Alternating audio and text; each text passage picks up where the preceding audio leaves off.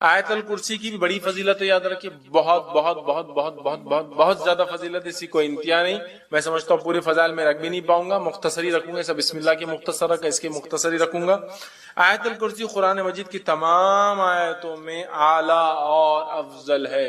آیت الکرسی قرآن مجید کی تمام آیتوں میں اعلیٰ اور افضل ہے، بہت بڑی فضیلت ہے۔ آئیے صحیح مسلم کی روایت ہے، ابی بن کعب رضی اللہ عنہ فرماتے اور کہتے ہیں رسول اللہ صلی اللہ علیہ وسلم نے فرمایا، کیا تجھے معلوم ہے کہ کتاب اللہ میں سے تمہارے پاس کون سی آیت سب سے افضل ہے؟ کیا تمہیں معلوم ہے کہ کتاب اللہ میں سے کون سی آیت سب سے افضل ہے؟ تو میں نے عرض کیا اللہ اور اس کے رسول ہی بہتر جانتے ہیں، مجھے تو نہیں پتا۔ آپ صلی اللہ علیہ وسلم نے دوبارہ فرمایا کہ کیا تجھے معلوم ہے کتاب اللہ میں سے تمہارے پاس کون سی آیت سب سے افضل ہے؟ میں نے عرض کیا اللہ لا الہ الا هو الحی القیوم، یہ آیت الکرسی۔ آپ صلی اللہ علیہ وسلم نے میرے سینے پر جو ہے ہاتھ پھیرا، مطلب صحابہ جی دیتے نا، ارے ماشاءاللہ، سینے پر جو ہاتھ پھیرا اور فرمایا ابو المنذر، ٹھیک ہے، ان کی کنیت تھی یہ، تجھے علم مبارک ہو، اللہ لا الہ الا هو الحی القیوم۔ یہ جو آیت الکرسی ہے، یہ آیت یاد رکھیے سب سے افضل آیت، بہت افضل، بہت فضیلت والی آیت ہے، اس کو ہم بکثرت پڑھنے کی کوشش کیا کریں۔ اسی طرح جو ہے ایک روایت میں آتا ہے، یہ ابو داؤد کی روایت ہے، رسول اللہ صلی اللہ علیہ وسلم صفا مسجد نبوی سے متصل مہاجرین کی رہائش گاہ، مطلب ایک جگہ تھی، وہاں تشریف لائے تو ایک آدمی نے آپ صلی اللہ علیہ وسلم پوچھا، یا رسول اللہ صلی اللہ علیہ وسلم قرآن مجید میں سب سے زیادہ بڑی اور عظمت والی آیت کون سی ہے؟ آپ صلی اللہ علیہ وسلم فرمایا اللہ لا الہ الا هو الحی القیوم، آیت الکرسی آپ نے بیان کی، یہ سب سے فضیلت والی، عظمت والی بڑی آیت ہے، یاد رکھیں۔ اسی طرح سونے سے پہلے آیت الکرسی پڑھنے والے کے لیے اللہ تعالیٰ کی طرف سے ایک فرشتہ مقرر کیا جاتا ہے جو چوری، ڈاکہ اور دیگر نقصانات سے اس کی حفاظت کرتا ہے، نیز شیطان کی بری حرکتوں مثلاً وساوس، جادو، اسی طرح اس کی آصف زدگی اور اس کے خوف سے انسان محفوظ رہتا ہے۔ اتنے سارے فائدے ہیں۔ یقیناً یہ روایت ابو ہریرہ رضی اللہ عنہ کی بڑی مشہور معروف روایت ہے، صحیح مسلم میں اور دیگر کتب میں آتی ہے۔ میں اب پوری تفصیلات نہیں رکھتا ہوں، بس مختصر آپ کو واقعہ، چونکہ حدیث بہت لمبی ہے۔ ہوا یہ کہ ابو ہریرہ رضی اللہ عنہ کو آپ نے جو زکوٰۃ کی کھجوریں تھی اس کے اوپر جو اپوائنٹ کیا، آپ وہاں تھے، رات میں ایک شخص آیا کھجوریں چرا رہا تھا، آپ نے پکڑا، کہا اللہ کے رسول صلی اللہ علیہ وسلم کے پاس پیش کروں گا۔ اس نے کہا کہ میرے بیوی بچے بڑے بھوکے پیاسے تھے، میں مجبور تھا اس لیے لے جا رہا ہوں، میں کل نہیں آؤں گا۔ کہا ٹھیک ہے کل نہیں آنا، چھوڑ دیا۔ صبح ہوئی، اللہ کے رسول صلی اللہ علیہ وسلم سے کہا اللہ کے رسول ایک شخص آیا تھا کھجور چرا رہا تھا، میں نے پکڑا، پھر کہا بیوی بچے میں نے چھوڑ دیا۔ اللہ کے رسول صلی اللہ علیہ وسلم فرمایا آج پھر آئیں گا وہ؟ یہ کہتے جب اللہ کے رسول صلی اللہ علیہ وسلم کہہ دیا آج آئیں گا تو میں تو اب تیار ہو گئی، آج تو نہیں چھوڑوں۔ پھر آیا وہ کھجوریں چرا رہا تھا، آپ نے پکڑا، کہا آج تو اللہ کے رسول صلی اللہ علیہ وسلم بارگاہ میں حاضر کروں گا اور تم کو، کیونکہ تم کھجور چرائے تھے زکوٰۃ کے۔ کہا نہیں میرے بیوی بچے بھوکے تھے، یہ تھے وہ تھے، بڑا اس نے رونا رویا، ان کو رحم آیا، پھر چھوڑ۔ صبح ہوئی، اللہ کے رسول صلی اللہ علیہ وسلم فجر نے پوچھا کیا ہوا ابو ہریرہ تمہارے قیدی کا؟ کہاں جایا تھا؟ کہا کہاں ہے بھی؟ کہا آج بھی چھوڑ دیا۔ لیکن اس نے کہا کل نہیں آئیں گا، تو کہا آج بھی آئیں گا۔ یہ کہتے وہ اب میں نے سوچ لیا آج تو اس کو نہیں جانے دوں۔ پھر وہ کہتے میں نے رات میں پورا مستعدی کے ساتھ میں کھڑا تھا، پھر وہ آیا، آتے ہی میں نے کھجور چرا پکڑا، کہا آج تو تجھے لے کر ہی جاؤں گا، یہ تھرڈ ٹائم، دو ٹائم تو معاف کر دیں۔ کہا ٹھیک ہے تم مجھے چھوڑ دو، میں تمہیں ایک ایسی خیر کی بات بتاؤں گا جس دعا کو تم اگر رات پڑھ لو سونے سے پہلے تو ایک فرشتہ صبح تک تمہاری حفاظت کرے گا۔ اب چونکہ صحابہ خیر کے متلاشی اور خیر کے بہت زیادہ وہ تھے، حریص تھے، کہا اچھا خیر کا کوئی چیز دے رہا ہے رات میں پڑھنے سے فرشتہ؟ کہا ٹھیک ہے بولو چھوڑ دوں گا۔ تو کہا اگر تم آیت الکرسی پڑھ لو تو ایک فرشتہ تمہاری شیطان سے صبح تک حفاظت کرے گا۔ صبح ہوئی، نبی اکرم صلی اللہ علیہ وسلم کا ابو ہریرہ کیا ہوا کل قیدی کا؟ تو پھر آیا تھا، کہاں ہے پھر؟ تو کہا چھوڑ دیا۔ تو کہا کیا کہا؟ تو کہا اس لیے چھوڑ دیا کہ اس نے مجھے ایک دعا سکھائی، اور اس نے کہا آپ صلی اللہ علیہ وسلم فرمایا کیا دعا سکھائی؟ تو اس نے کہا جو شخص رات سوتے وقت آیت الکرسی پڑھ کر سوئیں گا تو ایک فرشتہ صبح تک اس کی فجر تک حفاظت کرے گا۔ ابو ہریرہ یہ بات اس نے سچ کہی، حالانکہ وہ اکثر جھوٹ ہی بولتا ہے۔ کیا تم جانتے ہو وہ کون تھا جو تمہارے پاس 3 دن سے قید میں آ رہا تھا، پکڑا جا رہا تھا؟ تو کہا اللہ اور اس کے رسول ہی بہتر جانتے ہیں۔ تو کہا وہ شیطان تھا۔ کون تھا؟ وہ شیطان تھا۔ ٹھیک ہے، لیکن اس نے یہ بات ٹھیک ہے یہ بات سچ کہی، تو یہاں بھی پتا چلا۔ اسی طرح ہر فرض نماز کے بعد آیت الکرسی پڑھنا جنت میں جانے کا باعث ہے، پتا چلا جن شیطان سے محفوظ رہتا ہے، ایک فرشتہ حفاظت کرتا ہے۔ اسی طرح ایک فضیلت اور آتی ہے، ہر نماز کے بعد پڑھنے سے کیا ہوتا ہے؟ جنت میں جانے کا باعث ہوتا ہے۔ حدیث کے الفاظ سنیے آپ کس طرح سے، اور یہ امام نسائی نے جو اپنی کتاب جو عمل الیوم واللیل کے اندر دن اور رات کے اعمال کے اندر نقل کیا، اور وہ فرماتے ہیں، ابو امامہ رضی اللہ عنہ فرماتے اور کہتے ہیں کہ اللہ کے رسول صلی اللہ علیہ وسلم فرمایا، جس نے ہر فرض نماز کے بعد آیت الکرسی پڑھی، اس کے اور جنت کے داخل ہونے کے درمیان موت کے علاوہ کوئی رکاوٹ نہیں، مر جائے تو سیدھا جنت میں جائیں گا۔ لیکن یہ آیت الکرسی پڑھنا ہے، آیت الکرسی کو سر پہ ہاتھ رکھ کے پڑھنا لفظ نہیں۔ بہت سے لوگ آیت الکرسی پڑھتے ہیں لیکن ایسے ہاتھ رکھتے ہیں سر پر، پیشانی، پھر ہاتھ کو زمین پہ رکھتے ہیں، کبھی یہ ہاتھ کو یوں رکھتے ہیں، پتہ نہیں کیا اس کی وجہ ہے، اور پھر پڑھتے ہیں۔ یہ ثابت نہیں ہے، لیکن آیت الکرسی پڑھنا ثابت ہے۔ ٹھیک ہے، یہ بڑی افضل، بڑی برکت، فضیلت، قدر اور منزلت والی آیت ہے، جس کو آیت الکرسی سورہ بقرہ سورہ نمبر 2 کی آیت نمبر 255 نمبر ہے اس کا۔ چلیے آگے بڑھتے ہیں۔ اسی طرح وہ آیت جس کی چیزیں تدابیر حفاظت کے، ٹھیک ہے۔ آئیے دوسرا پوائنٹ، دوسری چیز جو حفاظت کے لیے ہم دیکھیں گے کہ مصیبت آنے سے پہلے ہم کیا کریں یا نہ ہے اس کے لیے کیا کریں، وہ ہے حدیث اس طرح سے جو کہ جامع ترمذی کی اور ابو داؤد میں روایت آتی ہے، اور عبداللہ بن جو ہے حبیب رضی اللہ عنہ اس حدیث کے راوی وہ فرماتے اور کہتے ہیں کہ میں نے اللہ کے رسول صلی اللہ علیہ وسلم سے عرض کیا کہ اللہ کے رسول صلی اللہ علیہ وسلم میں کیا پڑھوں اپنی حفاظت کے لیے، مطلب اپنی حفاظت کے لیے، مصیبتوں کو ٹالنے کے لیے، پریشانیوں سے بچنے کے لیے میں کیا پڑھوں؟ تو نبی اکرم صلی اللہ علیہ وسلم کو حل دے رہے ہیں، کیا پڑھنا ہے تم کو اپنی حفاظت کے لیے، مصیبت اور پریشانی سے بچنے کے لیے۔ اور اتنی چھوٹی چھوٹی دعائیں ہیں نا، سبحان اللہ، لیکن ہم یہ نہیں کرتے۔ اگر کوئی ڈاکٹر بولے آپ کو اللہ نہ کرے شوگر ہو گئی، بی پی ہو گیا، صبح ایک دوا لے لیجیے، شام ایک دوا لیجیے، چھوٹی سی ہے، کتنا پابندی سے بیٹھ کے، حالانکہ کڑوی ہے، مہنگی ہے، مشکل ہے، جان بناتا نہیں، دل بولتا کھانا، برابر ٹائم لے رہے، اس لیے کہ پھر بی پی اور شوگر کنٹرول میں لانا ہے۔ لیکن اگر ہم وہی کہیں کہ مصیبت، آفتیں، بلائیں، پریشانیاں، مشکلوں کو دور کرنا ہے، تو کنٹرول کے لیے اذکار ہے، نہ پیسہ جاتا ہے، نہ کوئی صرف منہ کھولنا ہے نا، لیکن وہ نہیں ہوتا۔ آئیے، انہوں نے کہا اللہ کے رسول صبح اور شام کے معاملے میں کیا پڑھوں، مطلب حفاظت کے لیے کیا پڑھوں؟ تو نبی اکرم صلی اللہ علیہ وسلم کو فرماتے اور کہتے ہیں ہر صبح اور شام 3 مرتبہ تم یہ پڑھو۔ کیا پڑھو؟ قل واللہ احد 3 بار، صبح اور شام۔ شام سمجھتے نا، رات نہیں، مغرب شام کا وقت ہے، اور صبح مطلب فجر کے بعد، تو کبھی بھی صبح اور شام یہ پڑھو۔ تم کیا پڑھو؟ 3 مرتبہ قل واللہ احد پڑھو، پھر فرمایا 3 مرتبہ قل اعوذ برب الفلق پڑھو، پھر فرمایا 3 مرتبہ قل اعوذ برب الناس پڑھو۔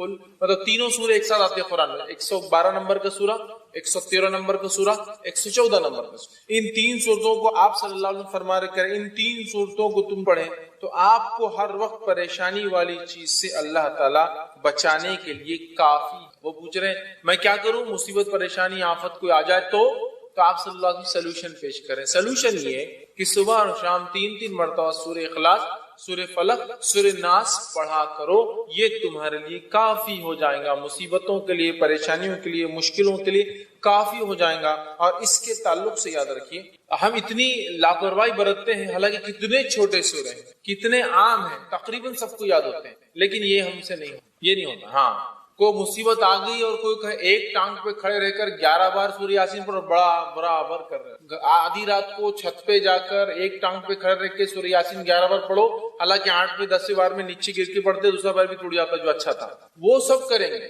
دوسرے دن آ رہے پیر ٹوٹ، کیا بات ہے، کسی کو بول نہیں سکتے کہ ایک پیر پہ کھڑے ہو کے گرے دوسرا بھی ٹوٹے، وہ نہیں ہوتا، وہ برابر کریں گے۔ آنے کے بعد 21 دن تک جو ہے سورہ یاسین کو آپ یہ پڑھو، حالانکہ ثابت نہیں ہے۔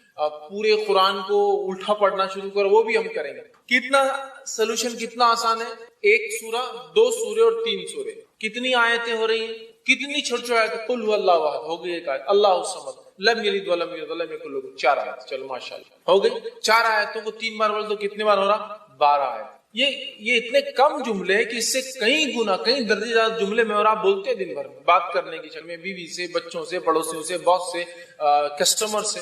صبح شام 3 مرتبہ پڑھنا ہے، اور 3 مرتبہ پڑھ کے فنش، آپ نے اپنے آپ کو محفوظ کر لیا۔ صحابی کیا فرما رہے کہ میں کیا کروں حفاظت کے لیے، آپ صلی اللہ علیہ وسلم کیا سلوشن دے رہے، تم یہ 3 چیزیں صبح اور شام پڑھ لو، مطلب 3 بار 3 سوروں کو صبح اور شام پڑھنا ہے، تو گویا 3 بار 3 سورے دن میں ہو تو 9 اور شام میں 9، اتنے سورے پڑھنا ہے۔ اور اس کے بعد یہ ہوں گا، آپ صلی اللہ علیہ وسلم فرماتے ہیں کہ 3 مرتبہ پڑھو اور پڑھیں تو آپ کو ہر آفت و پریشانی والی چیز سے بچانے کے لیے یہ کافی ہے. اور نبی اکرم صلی اللہ علیہ وسلم کی حدیث بھی اس سورت کے تعلق سے سورہ فلق اور سورہ ناس کے تعلق سے آپ نے فرمایا ان 2 سورتوں سے بہتر پناہ مانگنے والی کوئی سورت نہیں. ان دو سورتوں آپ صلی اللہ علیہ وسلم بیمار ہوئے خود پڑھتے تھے سورہ فلق سورہ ناس. بخار آیا جو آپ کا آخر مرض خود نہ پڑھ سکے تو کیا کہا اپنی زوجہ محترمہ سے عائشہ رضی اللہ عنہا سے تم پڑھ کے دم کر. نبی اکرم صلی اللہ علیہ وسلم پہلے کچھ دعائیں پڑھا کرتے تھے حسن اور حسین کو نظر نہ لگے بولے نظر بد. جب سورہ فلق سورہ ناس آئی صحابہ بولتے وہ آپ نے دعائیں چھوڑ کے سورہ فلق سورہ ناس پڑھ کے دم کرنا شروع. تو بخار آیا بیمار ہوئے تو آپ نے یہ پڑھا. بچوں کو نظر نہ لگے تو آپ نے یہ سورت. آندھی اور طوفان آتی تب بھی آپ یہ 2 سورتیں پڑھتے.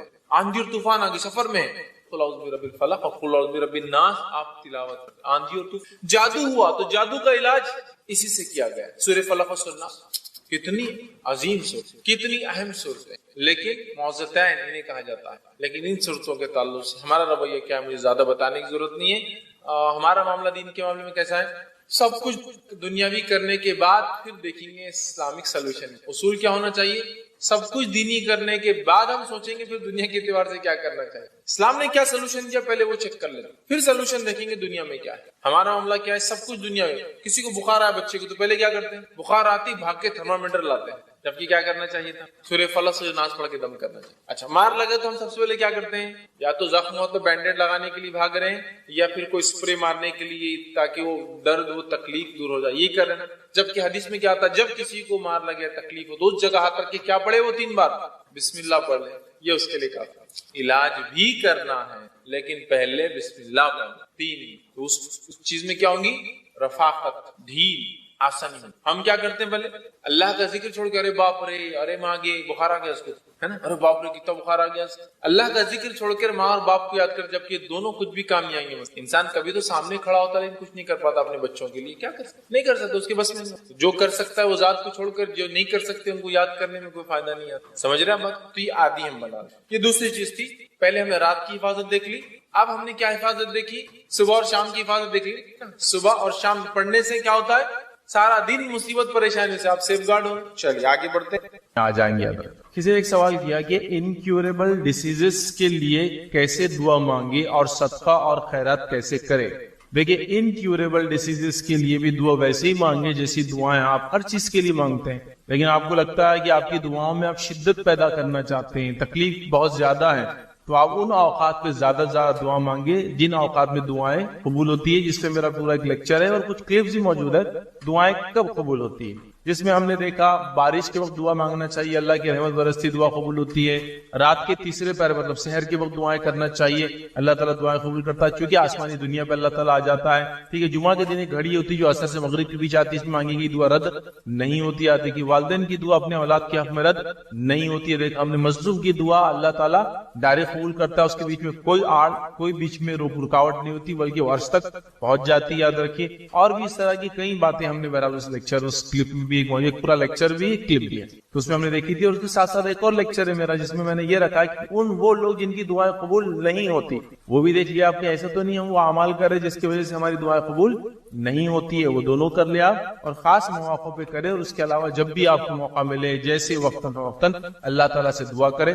رہا صدقات اور خیرات یاد رکھیے تو صدقات اور خیرات کا معاملہ یہ ہے کہ حدیث میں آتا ہے کہ صدقہ اللہ کے غضب کو بجھا دیتا ہے. ظاہر سی بات ہے یہ ایڈوانس کرنا ہے. ہمارے پاس انڈیا وغیرہ پاکستان بر صغیر میں جب کوئی مصیبت آ کے چلی جاتی ہے تو صدقہ کرتے ہیں.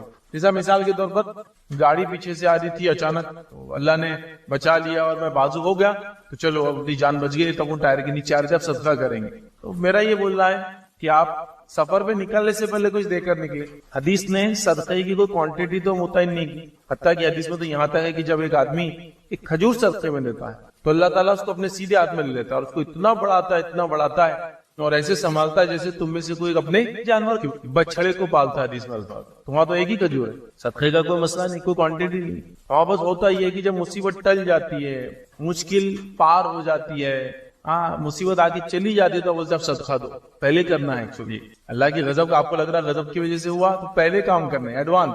مطلب ایک روٹین بنا لیجئے کہ آپ صدقہ دیں. لیکن یہ روٹین میں یہ بھی شامل نہ ہو جس طرح سے کچھ لوگ میں نے دیکھا گھر سے اٹھتے ہیں نکلتے ہیں اور راستے میں ہر بیٹھے ہوئے فقیر کو دیتے ہوئے جاتے ہیں. وہ طے کر لیتے 1 3 5 کو دیتے ہوئے جائیں گے. اب یہ فقیر بیچارے کون ہے کیا ہے جن کو گاڑیوں میں لا کے اتارا جا رہا ہے, صبح ایک سروس آ کے چھوڑ کے جاتی ہے, شام ایک سروس آ کے اٹھا کے لے جاتی ہے, یہ ایکسیسو ہو رہی ہے. یہ فقراء وہ نہیں ہے جو مسکین اور فقیر ہوتے ہیں, تو یاد رکھیے ان کو دے جن کو آپ جانتے ہو کہ واقعی مستحق ہے, مسکین ہے, اور یہ ہر جگہ آپ کو ایسے لوگ ملیں گے. فقیروں سے زیادہ مستحق یاد رکھیے مسکین ہوتے ہیں. مسکین کو آپ پہچان نہیں سکتے, اس کو تلاش کرنا ہوتا ہے. تلاش کرے, مسکینوں کو ملیں گے آپ کو اطراف میں موجود بہرحال, لیکن وہ ایڈوانس میں دینے کی کوشش کرے. تو اور صدقہ خیرات کیسے کرے؟ تو صدقہ خیرات آپ جیسے کرنا چاہے کرے, لیکن ایک گزارش جو میں اور ایک کروں گا آپ کے ساتھ وہ یہ ہے, ایک تو پہلے کرے بتا دیا میں نے, ایک اور گزارش, صدقے کو آپ کیش میں دینے کی کوشش کریں. ہمارے پاس ایک عجیب ٹرینڈ ہے, جان کے بدلے جان, مال کے بدلے مال, اناج کے بدلے اناج. کیا کہتا تھا, کسی کی جان بچ گئی تو بکرا دو. اب ایک آدمی کو بکری کی ضرورت ہی نہیں, اس مسکین کی, اس کے لالے پڑے ہوئے کھانے کے, ٹھیک ہے آپ بولیں گے بکرا کھا سکتا ہے. ایک بکرا اگر ذبح بھی کر دے کتنے دن چلیں گے بتاؤں مجھے, لیکن اسی بکرے کی کاسٹ اگر آپ دے دے تو کئی دن زیادہ, بلکہ مہینہ گزر جائیں گے اس کو. جیسے کہ ایک بکرے کی کاسٹ 6000 ہے, آپ نے 6000 دے دی, تو میں سمجھتا ہوں ایک غریب انسان کے لیے 6000 روپے اکویولنٹ ٹو 1 منتھ راشن پورا ہو جاتا ہے. اب آپ بکرا دے رہے اس کو, اچھا یہ بھی ایک عجیب مسئلہ ہے, مذکر دیتے مؤنث نہیں دیتے. بکرا کیا فائدہ دے گا, بکری تو فائدہ دیتی ہے. چلو بکری ہے تو پال کے بڑا کر کے ایکسپیکٹ کر سکتے کہ بچے ہوں گے, بکرا کیا دیں گا بتائیے آپ, کچھ بھی نہیں کرتا. تو عجیب ایک ٹرینڈ ہے, بنا ہوا ایک سسٹم. تو یہ مت کیجیے, گزارش کروں گا وہ جان کے بدلے جان, انڈا, یہ مت دیجیے. آپ کیا کریں, کیش دیجیے. کیش میں کیا ہوگا, وہ مستحق بیچارہ اس صدقے سے جو حاصل کرنا چاہیں گا فائدے حاصل کر لیں گے. لیکن ہمارے پاس یہ بھی غلط ہے کہ وہ چیزیں دیتے, یاد رکھیے جو ایسی جو کبھی کبھار اسی, ایسا کہ آپ صدقے میں کپڑا دے رہے بیچارے کو ضرورت کھانے کی ہے, صدقے میں آپ بکرا دے رہے بیچارے کو ضرورت کیش کی ہے, صدقے میں آپ تو کیش دے دے, کیش سے ہر چیز لی جا سکتی ہے, تو یہ آسانی سے جائے. ایک اور غلط فہمی جس کے تعلق سے کہوں گا اس کو دور کرے, صدقے کو ہاتھ لگانا ضروری ہے. اناج لاؤ ہاتھ لگاؤ, بکرا لاؤ. اب بکرے کا پرابلم یہ کہ بکرا ٹائلس بھی چلتا نہیں, پکڑ پکڑ کے بکرے کو اندر لاتے, گود میں اٹھا کے اس کو لا رہے. ٹائلس بھی چلنا نہیں آتا جانور, ہاں پکڑ کے لا رہے, چلتا بھی تو ایک دم عجیب اسٹائل میں چلتا ہو, چونکہ اس کو مشکل ہوتا ٹائلس نہیں ہاتھ لگانا. بیمار ہے تو ہاسپٹل میں ICUs میں لے جا رہے بکرے, آپ سمجھ, پنی بنا کے لے جا رہے, کیونکہ وہ منع کرتے ہیں نا, لیکن بولے ہاتھ لگانا ہمارے دھرم میں کوئی ضروری نہیں. آپ رہتے امریکہ میں, آپ صدقہ دے دیجیے اپنے گاؤں میں جو آپ بلانگ کرتے ہیں, انڈیا, پاکستان, بنگلہ دیش, نیپال, جہاں بھی وہ وہاں ہو جائے گا. کوئی ہاتھ لگانا ضروری نہیں ہے. کوئی اچھا نہیں بولے ہاتھ نہیں لاتا تو کم از کم نظر بھر دیکھنا اس کو, تو وہ لا رہے لیٹے لیٹے دیکھ رہے نظر بھر, اور پھر وہ کر رہے. مطلب اتنے توقع ہے ہمارے پاس, عجیب و غریب چیزیں ہیں. اچھا یہ پرفیکشن نمازوں میں نہیں ہے, جب بتایا گیا نماز ایسی ہو, روزہ ایسا ہو, زکوٰۃ ایسا ہو, حج کے ارکان ایسی, وہاں نہیں ہے. لیکن جہاں ثابت شدہ نہیں ہو وہاں ہر چیز کی جا رہی ہے, ٹھیک ہے. پھر ساری توہم, بہت ساری چیزیں تو بہت ہی غلط ہے, یاد رکھے, جس میں یہ پر کا مرغا, ویسے کلر کا بکرا, فلاں قسم کی نوٹ, آڈ نمبرز کی نوٹ صدقے میں دینا, ایون نہیں دینا, نیمو اور بلاؤں کا صدقہ, یہ سب عجیب و غریب چیزیں. بہرحال اس میں احتیاط کریں. تو آپ بالکل انکیوریبل ڈیزیز کے لیے اللہ سے دعا کریں, کبھی بھی کریں, خاص طور سے ان وقتوں پر جب دعائیں قبول ہوتی ہے. اور سیکنڈ, صدقہ آپ دے, صدقہ کوشش کریں مستحق اور مسکین کو دے, کیش کی شکل میں دے, اور صدقے کو ہاتھ وغیرہ لگانا بالکل بھی ضروری نہیں. اور کوشش کریں ایڈوانس دے دیا کرے, جب آپ کو لگتا ہے کوئی کام ہے, مصیبت ہے, تکلیف ہے, دکھ ہے, پریشانی, کٹھن راستہ ہے, مشکلات سے گزرنے والے, تو ایڈوانس میں صدقہ دیا کرے. زبان سے, کان سے اور آنکھ سے ہونے والے وہ حرام کام جنہیں معمولی سمجھ لیا گیا ہے. ظاہر سی بات ہے, اللہ رب العزت نے ایک انسان کو بنایا, اس کو اعضاء اور جوارے دیے, باڈی پارٹس دیے, اور یقیناً جو جسم کے حصے اعضاء یاد رکھیے ان سے بھی پوچھ ہونے والی ہے. نبی اکرم صلی اللہ علیہ وسلم نے ایک روایت میں یہاں تک بیان کیا کہ جب ایک انسان جہنم کی آنکھ کو دیکھیں گا تو وہ ڈر جائیں گا. جب وہ ڈر جائیں گا تو وہ گواہی دیں گے کی کوشش کریں گا, تو اللہ رب العزت جو ہے اس کے زبان کو خاموش کر دیں گا, اور پھر اس کے جسم کے اعضاء گواہی دیں گے کہ کیا کیا. حتیٰ کہ اس روایت میں یہ بھی الفاظ ہے کہ اس کی تھائی, اس کی مانڈی بھی, ران بھی گواہی دینے والی ہے. اب ظاہر سی بات ہے, ران ایک ایسا اعضاء نہیں ہے جیسے آنکھ, ناک اور کان ہے ادھر کی. یہ وہ اعضاء جس سے بہت سارے اعمال ہم کرتے, بلکہ ہمارے جو سینسز ہے 5, اس میں سے یہ اہم سینسز ہے, یاد رکھیں تینوں بھی, کہ ہم دیکھتے ہیں, سنتے اور بولتے ہیں ادھر. تو جب مانڈی سے, ران سے سوال ہونے والا ہے, وہ گواہی دیں گی, تو ظاہر سی بات ہے یہ اعضاء تو بدرجہ اولا گواہی دینے والے ہیں. اور یہ بڑی اہم بات ہے, اور اس کو سمجھنا ضروری ہے کہ جو زبان سے گناہ ہوتے ہیں, آنکھ سے گناہ ہوتے ہیں, کان سے گناہ ہوتے ہیں, اس کو ہم معمولی سمجھتے ہیں, لیکن یہ ان گناہوں میں سے جو کبائر ہے, یاد رکھیں گناہوں کی قسم ہے نا, کبائر اور صغائر. کبیرہ گناہ اور صغیرہ گناہ. کبیرہ گناہ وہ ہوتے ہیں جس کے لیے یا تو دنیا میں سزا دی گئی, یا تو قرآن و سنت میں اس پہ توبہ لازم قرار دی گئی, یا تو پھر جہنم کے وعید آنکھ جو ہے جس کے بارے میں وارننگ یا جس کی جو ہے وہ کیا کہا گیا, تو یہ ہوتا ہے گناہ کبیرہ یاد رکھیے. یا تو جس کی سزا ہے دنیا میں, جیسے چوری کرا تو ہاتھ کاٹا, ہاتھ سزا ہے, سزا ہے مطلب ہی گناہ کبیرہ ہے چورانا. یا کسی گناہ پہ کہا کہ توبہ لازم ہے, توبہ لازم مطلب ہی گناہ کبیرہ ہے. چونکہ صغائر کا معاملہ یہ ہے کہ بہت سارے اعمال سے دھلتے رہتے ہیں, جیسا کہ نماز انسان پڑھے تو صغیرہ گناہ دھل جاتے, وضو کرے صغیرہ گناہ دھل جاتے, اذکار کرے صغیرہ گناہ دھل جاتے, لیکن کبائر نہیں دھلتے, اس کے لیے توبہ لازم ہوتی ہے. تو لہٰذا توبہ کا حکم آیا, سزا ملی, یا آخرت میں جہنم کے وعید ہے, مطلب یہ کبیرہ گناہ ہے. تو یہ کبیرہ گناہ یاد رکھیں. اور کچھ صغائر ہوتے چھوٹے گناہ جو بغیر توبہ کی معاف ہو جاتے ہیں. تو آنکھ ناک کان سے ہونے والے تقریباً تمام گناہ کبائر میں آتے یاد رکھیں. لیکن ان گناہوں کو ہم نے معمولی سمجھ لیا, بلکہ ان گناہوں کو روٹین سمجھ لیا, ان گناہوں کو زندگی جینے کا طریقہ سمجھ لیا, ان گناہوں کو معمولی, اتنا معمولی سمجھ لیا جس کی کوئی انتہا نہیں یاد رکھے. اور اتنا کامنلی بولا جا رہا ہے, اتنا عام ہو چکا ہے کہ کبھی کبھار سچ بولنے والے کو مشکل ہو جاتی ہے, کیونکہ سب جھوٹ بولتے ہیں. مطلب جھوٹ بولنا آسان ہوتا ہے, اس کے لیے ساری چیزیں ہوتی ہے یاد رکھیں. تو لہٰذا اس میں ہم بہت احتیاط کریں. ایک کتاب ہے, آپ کو میں ریکمینڈ کروں گا کہ ضرور اس کو موقع ملے تو پڑھے, الکبائر.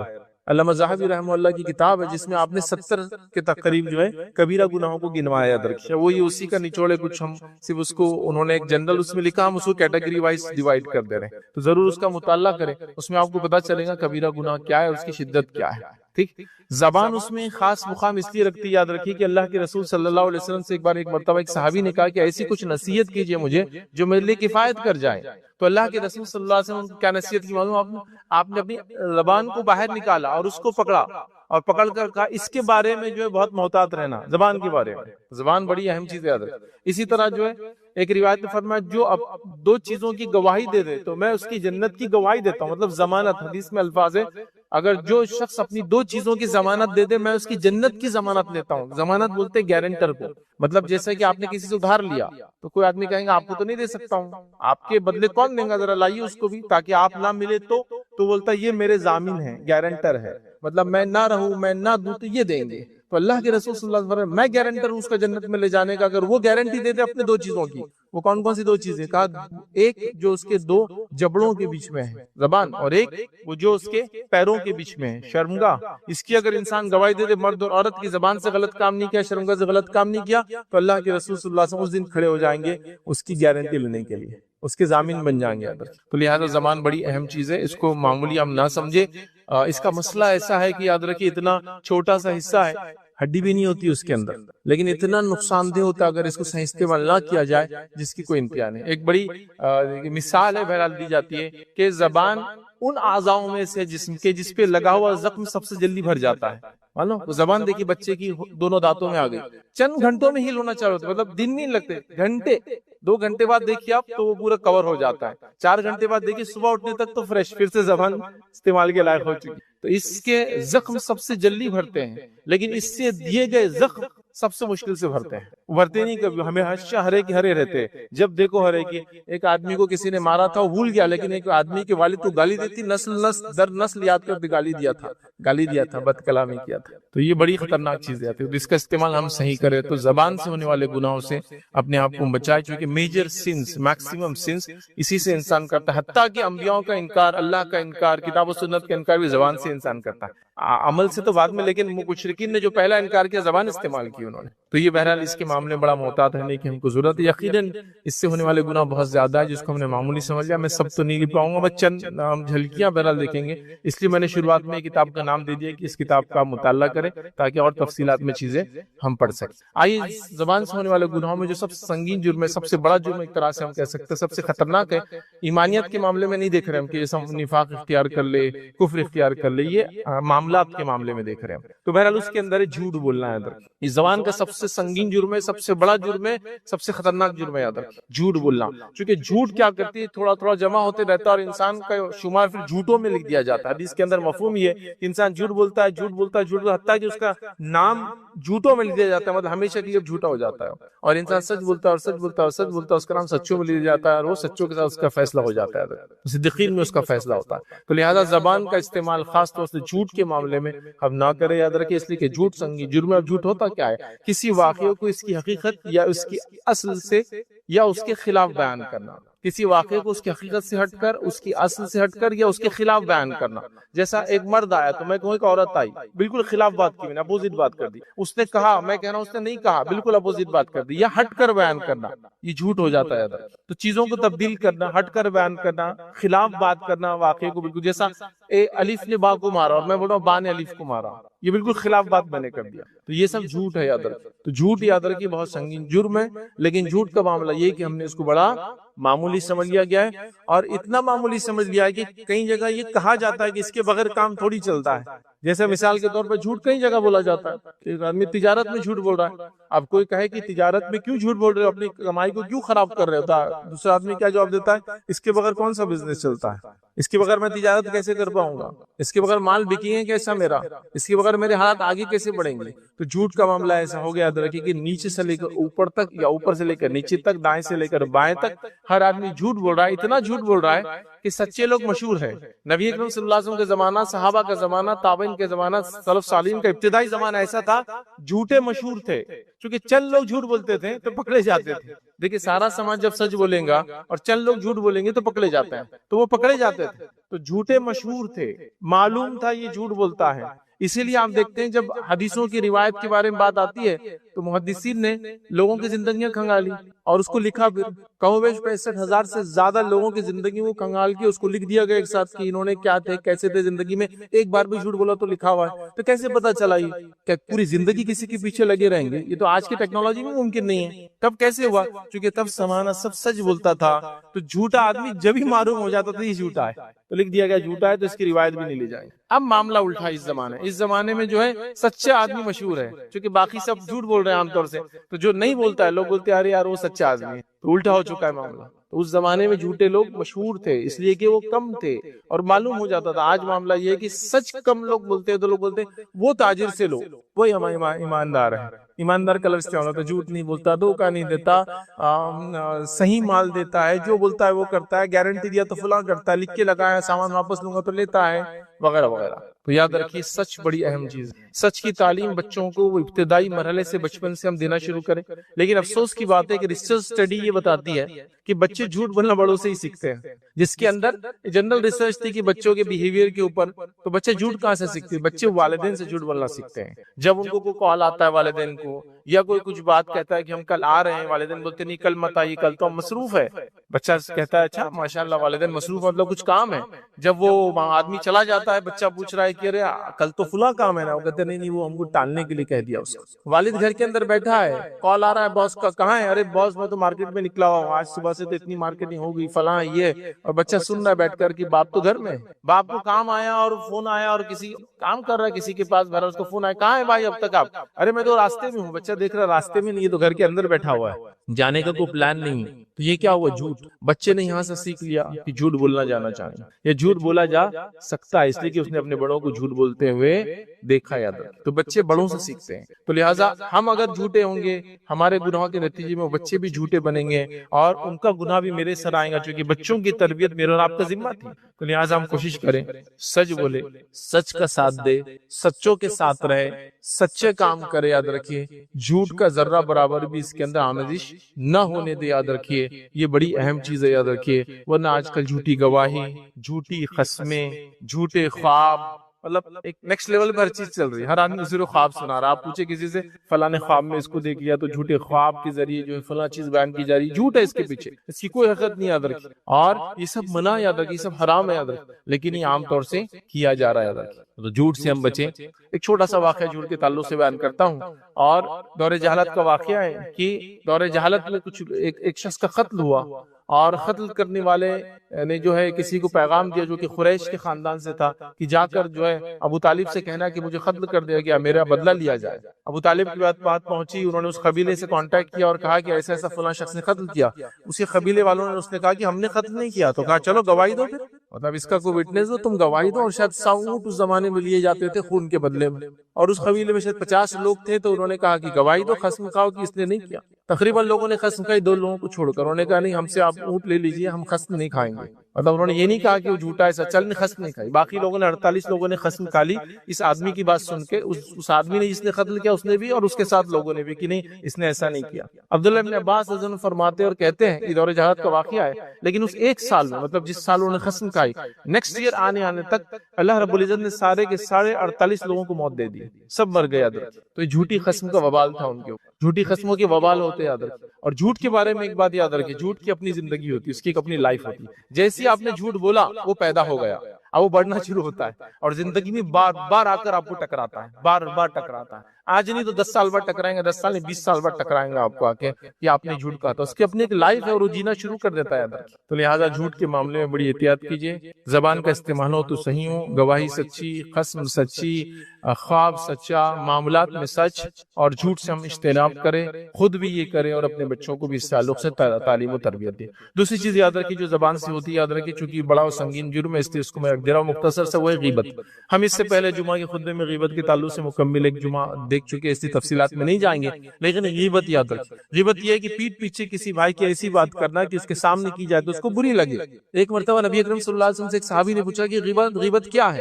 تو اللہ کے رسول صلی اللہ علیہ وسلم نے فرمایا کہ اپنے بھائی کا ذکر ایسے کر کہ جس کو اگر وہ سنے تو اس کو کراہتا ہے، ذکر کو اخا کا بما یکرہ، کہ تیرے بھائی کے بارے میں ایسا ذکر کر کے اس کے سامنے کیا ہے تو اس کو برا لگے۔ تو کہ اگر اس میں بات ہو تو مطلب میں جو کہہ رہا ہوں اس میں ہے، وہ لنگڑا ہے، وہ لولا ہے، وہ فلاں ہے، وہ کالا ہے، وہ اندھا ہے، وہ ایسا ہے، وہ ویسا ہے، مطلب وہ ہے اور میں وہی کہہ رہا ہوں۔ تو کہا ہاں اگر اس میں وہ ہے اور تو اس کی پیٹھ پیچھے کہہ رہا ہے، جو اس کے سامنے کہے تو اسے برا لگے تو یہ غیبت ہے، اور اگر اس میں بات نہیں ہے تو یہ بہتان ہے، پھر تو الزام ہے نا، اس میں ہے ہی نہیں بات تو نے کہہ دی، تو ہے تو یہ ہے۔ ہم لوگ یہ بولتے ہیں نا وہ ہے تو ہم بول رہے وہ عورت ایسی ہے، وہ عورت فلاں ہے، وہ مرد فلاں ہے تو بول رہے نا، ٹھیک ہے، لیکن اس کے سامنے بولے تو برا لگے گا، نہیں بولنا چاہیے، اس لیے کہ یہی تو غیبت ہے۔ غیبت بہت سنگین جرم ہے۔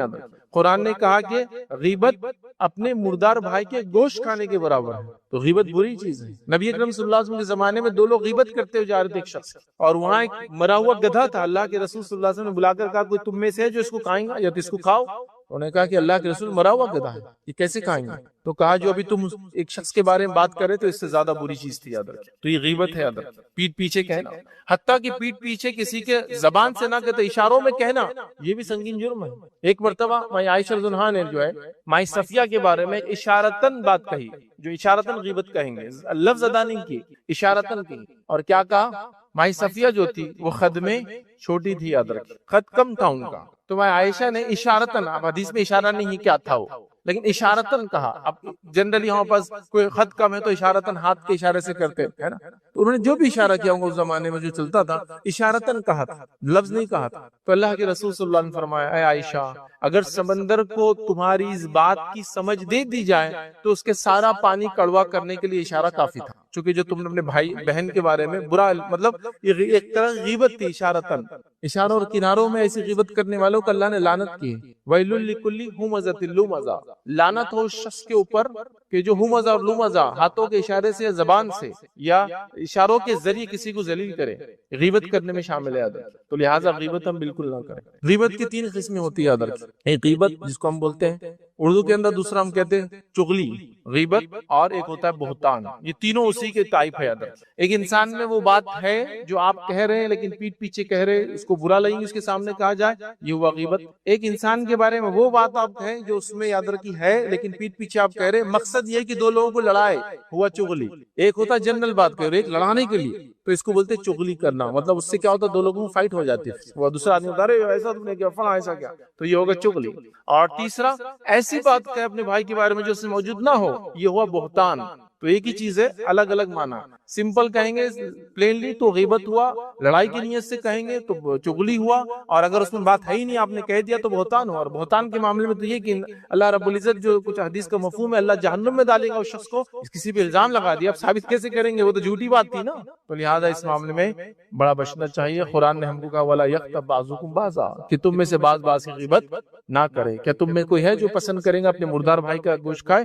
تم کو اس سے کراہت آئیں گی۔ ظاہر سی بات ہے غیبت یہ بڑی عام چیز ہو چکی ہے ہمارے معاشرے اور ماحول میں، اور ہر کوئی ایک دوسرے کی کر رہا ہے، اس سے بچنا چاہیے۔ تیسری چیز جو آج ہم دیکھیں گے یاد رکھیے، وہ کان سے ہونے والا گناہ ہے۔ زبان کے اور بھی کئی گناہ یاد رکھیے، ہم اس کو گن نہیں سکتے، انشاءاللہ کہیں موقع ملا تو ایک ایک لیکچر کے ذریعے، ایک ایک خطبے کے ذریعے ہم دیکھیں گے اس کو۔ اب آئیے تیسری چیز آج جو دیکھیں گے یاد رکھیے، کانوں سے ہونے والے گناہ، جس کے اندر یاد رکھیے جو سب سے اہم ہے یاد رکھیے وہ یہ چپکے سے کسی کی باتوں کو سننے کی کوشش کرنا۔